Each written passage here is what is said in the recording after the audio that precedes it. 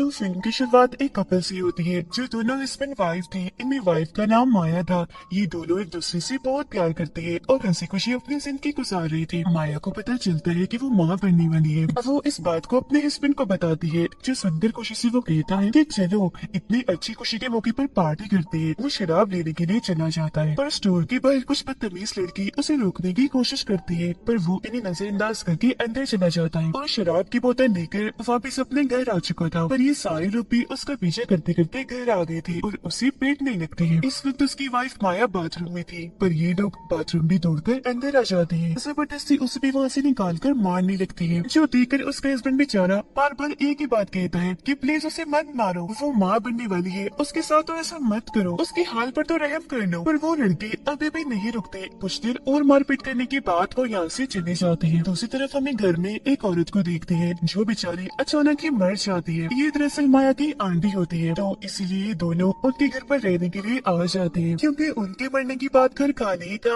वहाँ पर कोई भी रहने वाला नहीं था। तो अब ये लोग काफी लंबा सफर करने के बाद घने जंगलों में पहुँच जाते हैं, क्योंकि आंटी का घर इधर ही था। यहाँ पर इनकी मुलाकात एक औरत से होती है जो इस जगह की हेड थी। वो इन्हें बताती है कि तुम्हारी आंटी बहुत अच्छी औरत थी, उनकी आदत से मैं बहुत मुतासिर थी, मेरी खूब बनती थी उनके साथ। वो फिर उन्हें एक दरवाजे के पास लेकर जाती है और बताती है कि तुम्हारी आंटी हर रोज एक प्लेट में कुछ मांस के टुकड़े यहाँ पर रखती थी। जो सुनकर माया हैरत से पूछती है, अच्छा वो किसके लिए रखती थी? जिस पर वो हेड जवाब देती है कि छोटे यानी बोने गरीब लोगों के लिए, जिनका एक अलग ही ग्रुप है। उन लोगों को रेड कैप्स के नाम से जाना जाता है। पहले तुम्हारी आंटी के हस्बैंड की मौत हो गई एक खतरनाक बीमारी की वजह से, जिसकी बात वो दुखी रहने लगी क्योंकि वो छोटे लोग रेड कैप्स उन्हें कसूरवार ठहरा रहे थे। जिसकी बाद में तुम्हारी आंटी को भी एहसास हुआ कि वो मुझे ऐसा इसलिए कह रही है क्योंकि मैंने कुछ दिन उन्हें खाने नहीं डाला। तो हो सकता है उनका दिल दुखा होगा और उन्होंने मुझे बददुआ दी होगी और मेरे साथ ऐसा हो गया। इन्हें पहले मेरा हस्बैंड और फिर मेरा बच्चा भी मर गया। तो इसीलिए अब मैं चाहती हूँ कि इस ट्रेडिशन यानी रिवायत परंपरा को अब तुम आगे बढ़ाओ माया, क्योंकि तुम भी तो माँ बनने वाली हो ना। मैं नहीं चाहती कि तुम्हारे साथ भी कुछ ऐसा हो। जिस पर खुशी से माया कहती है कि हाँ क्यों नहीं, आप फिक्र मत करिए, मैं आपसे वादा करती हूँ कि अब से इस ट्रेडिशन को मैं आगे बढ़ाऊंगी, अपनी आंटी की जगह मैं लूंगी। माया को यहाँ एक तस्वीर मिलती है जिसमें एक छोटी सी बच्ची थी, जिसे देख वो समझ जाती है कि जरूर मेरी आंटी की बेटी होगी। आज ही वो सुपर मार्केट चली जाती है जहाँ से जरूरत का सारा सामान मिलता था। वो वहाँ से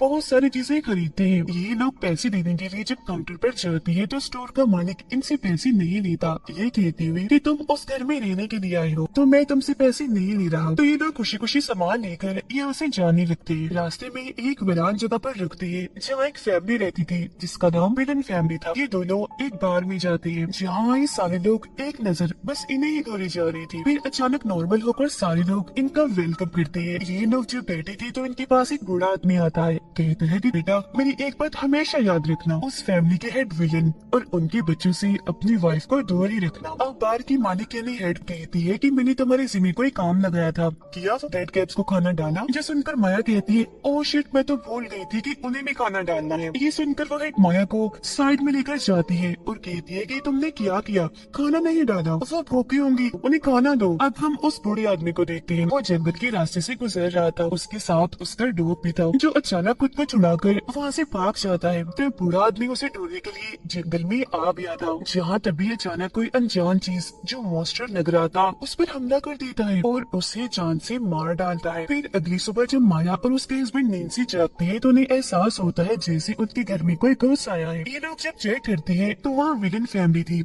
जो इनके घर का सामान सेट करने घर को बिल्कुल ठीक करके नया बनाने के लिए। माया को ये पूरी ही फैमिली सूट पर विलन काफी अजीब लगते हैं। फिर बाद में ये दोनों सामान खरीदने के लिए एक बार फिर स्टोर में जाते हैं। इस बार ये खाना भी लेते हैं और साथ में मांस के कुछ टुकड़े भी उन छोटे बोले लोगों के लिए, इन्हीं रेड कैप्स के लिए। सामान खरीदने के बाद अपनी आंटी की कब्र पर जाती है फूल चढ़ाने के लिए। यहाँ पर तभी एक फादर भी आ जाता है जो इन दोनों को बता रहा था कि तुम्हें ये तो पता चल ही गया होगा कि तुम्हारी आंटी की बच्चे की भी मौत हो गई है, जो एक लड़की थी, मगर उस बच्चे की लाश आज तक नहीं मिली। जो सुनकर दोनों ही काफी हैरान रह जाती है। घर जाते हुए इन दोनों को हेड मिलती है। माया उसे पूछती है कि तुमने तो कहा था कि आंटी की बेटे की मौत हो गई है, पर फादर ने तो हमें ये बताया है कि उसकी लाश कभी मिली ही नहीं। तब हेड सच बताती है कि असल में तुम्हारी आंटी ने उन बुरे लोगों के साथ एक डील की थी। डील ये थी कि वो अपने हस्बैंड को बीमारी से बचाना चाहती थी, जिस पर बुरे लोगों ने बीमारी को ठीक करने के बदले तुम्हारी आंटी से उसकी बच्ची मांग ली, तो मजबूरन उन्हें अपनी बच्ची बोनो को देनी ही पड़ी। उसकी बात सुनकर माया को यकीन नहीं आता और ये दोनों यहाँ से निकल जाती है। माया जब नहाने के लिए वॉशरूम में जाती है तो तभी उसकी नजर खिड़की पर पड़ती है। वहाँ एक आदमी था जो दरअसल विलेन का बड़ा बेटा था। वहाँ खड़ा होकर माया को वो घूरने लगता है। वो काफी डर जाती है और जोर से चीख मारते हुए बाहर आ जाती है। ये बात जब विलन को पता चलती है तो वो इन दोनों से कहता है कि मेरी बेटे की इस हरकत पर मैं अब दोनों से माफी मांगता हूँ, मुझे बहुत शर्मिंदगी हो रही है। ये कहने के बाद वो अपने बेटे को बहुत मारता है। अब माया भी रेड कैप्स को खाना डालने के लिए उस दरवाजे के पास आ गई थी। वो मांस के टुकड़े प्लेट में डालकर वहाँ रख देती है, पर थोड़ी देर बाद ये देखकर काफी हैरान रह जाती है कि प्लेट एकदम खाली हो गई है। ये देखकर माया को यकीन हो गया था सच में यहाँ वो बोली लोग रेड कैप्स रहते हैं। अगले दिन विलन फैमिली दोबारा से यहाँ आकर फिर से अपना काम शुरू करती है, लेकिन इस बीच गलती से विलन की बेटी से एक खिड़की तोड़ जाती है, जिस बात से माया के हस्बैंड को बहुत बुरा लगता है और इन लोगों की आपस में बहस हो जाती है। तब इधर विलन भी आ चुका था और जब वो देखता है कि मेरी बेटी की गलती है तो वो उसे काफी मारता है, लेकिन माया उसे रोक देती है कि बस कीजिए, मत मारे, इसे छोड़ दे। जो सुन वो उसे छोड़ देता है और इस तरह से विलन की बेटी की जान बच पाती है। फिर कुछ देर के बाद उसे कुत्ते के भौंकने की आवाज आती है। उसे लगता है कि ये कुत्ता जरूर उस बूढ़े आदमी का होगा जो जंगल में भाग गया था और अब शायद वो वापिस आ गया होगा। तब ये सोचकर वो जंगलों में चली जाती है। उसे वहाँ वो डॉग तो मिल जाता है, पर वो माया को एक झोपड़े के पास ले आता है। वो जब उसके अंदर झांकती है तो वो जगह काफी नीचे थी, जो दरअसल एक गुफा थी। ये देख वो सोच में पड़ जाती है कि बना जंगलों के बीचों बीच ये गुफा यहाँ किसने बनाई होगी, क्योंकि वहाँ कुछ चिराग इन्हें दिए भी पड़े हुए थे जो सबके सब चल रहे थे। फिर इस चीज को जब नजरअंदाज करके वो वापस आ रही थी तो उसे मिलन का बेटा यहाँ देखता है जो उदास होकर यहाँ आ गया था। वो उसके पास जाकर उसका मुंह ठीक करने की कोशिश करती है, कहती है कि दिल छोटा मत करो, तुम बहुत अच्छे हो और काफी अच्छा काम कर रहे हो, मुझे तुम्हारा काम बहुत अच्छा लग रहा है। जो सुनकर वो भी माया का हाथ पकड़ लेता है, कहता है कि तुमने भी तो मेरी जान बचाई, इसके लिए मैं तुम्हारा शुक्रिया अदा करता हूँ और सच में तुम बहुत खूबसूरत हो, मैं तुम्हें बहुत पसंद करने लगा। ये कहकर वो उसके साथ बदतमीजी करना शुरू कर देता है, पर तभी माया ये देखकर काफी दंग रह जाती है कि कोई अनजान चीज जो एक तरह का मॉन्स्टर लग रहा था वो विलन के बेटे पर हमला कर देता है। उसे मार कर फिर खींचकर अपने साथ ले जाता है। जल्दी से अपने घर आती है और सारी बात अपने हस्बैंड को बताती है। आगे वो ये भी कहती है कि चलो मेरे साथ, मैं तुम्हें कुछ दिखाना चाहती हूँ। उस रास्ते के पार ले जाती है जहाँ रेड कैप्स रहती थी। या कोई अनजान चीज जो कोई मॉन्स्टर लग रहा था उसे खींचकर अपने साथ ले गया। एक तरह से उसने मेरी मदद की। ये सुनकर उसके हस्बैंड को माया की बातों पर यकीन नहीं आता। वो तो उल्टा उस पर गुस्सा करने लगता है कि शायद तुम्हारा दिमाग खराब रहने लगा है। अच्छा अब छोड़ो इन बातों को, जल्दी करो घर जाओ, मैंने बाहर में जाना है। बाहर में जब वो आता है तो यहाँ विलन के दोनों बच्चे भी आए हुए थे। तो वो उसे सवाल करती है कि हमारा भाई मिल नहीं रहा, बताओ कहाँ है वो, शायद तुमने उसे देखा होगा। जिस पर माया का हस्बैंड कहता है कि मुझे नहीं पता, मैंने किसी को नहीं देखा। लेकिन ये लोग फिर भी उसके साथ बदतमीजी करने लगते हैं, जोर जोर से उस पर चिल्लाने लगती है, जिस बात से बार के मालिक और सेठ को काफी गुस्सा आ जाता है और वो इन दोनों को कहती है कि फौरन निकलो, चले जाओ मेरे बाहर से। उधर माया जब घर में अकेली थी तो उसे ऐसा महसूस होता है जैसे उसके अलावा घर में कोई और भी है। वो जब दरवाजे पर देखती है तो काफी हैरान रह जाती है, क्योंकि बहुत ही छोटा सा मॉन्स्टर जो बोना था घर के अंदर घुस आया था, जिसने अपने हाथ में प्लास्टिक का बैग भी पकड़ा हुआ था। माया उसे देखकर काफी डर जाती है, पीछे पीछे हटने लगती है। जो माया के पास आता है वो उसी बैग पकड़ा कर उसे बगैर कुछ कहे ही यहाँ से चला जाता है। पर जाते जाते वो इस पूरे मॉन्स्टर रेड कैप की तस्वीर बना लेती है। वो अब जैसे इस बैग को चेक करती है तो अंदर देखकर उसकी हालत खराब हो जाती है, क्योंकि उसके अंदर विलन की उस बेटे का कटा हुआ सर था। फिर रात होते ही उसका हस्बैंड भी घर आ चुका था, जहाँ माया उसे सारी बात बता देती है कि आज मैंने उन छोटे लोगों यानी रेड कैप्स को पहली बार देखा, वो हमारे घर तक आ गए। अब उसका हस्बैंड जब उस बैग को चेक करता है तो वो भी काफी डर जाता है। माया उसे रेड कैप की वो तस्वीर भी दिखाती है जो उसने चुपके से बनाई थी। अब तभी बाहर विलन फैमिली भी आ चुकी थी। बाहर से कहता है कि दरवाजा खोलो, हमें आपसे जरूरी बात करनी है, मेरा एक बेटा नहीं मिल रहा और मुझे शक है कि वो आप लोगों के साथ है। ये सुनकर ये लोग करके बाकी दरवाजे भी बंद कर लेती है और अंदर से माया का हस्बैंड कहता है कि हमारे साथ तुम्हारा बेटा नहीं है कि तुम यहाँ से चले जाओ, अगर तुम ना गए तो मैं पुलिस को यहाँ बुला लूंगा। अब ये सुनकर विलन फैमिली इनके घर की सारी तारें काट देती है, जिसके जरिए ये पुलिस से राब्ता कर पाती है।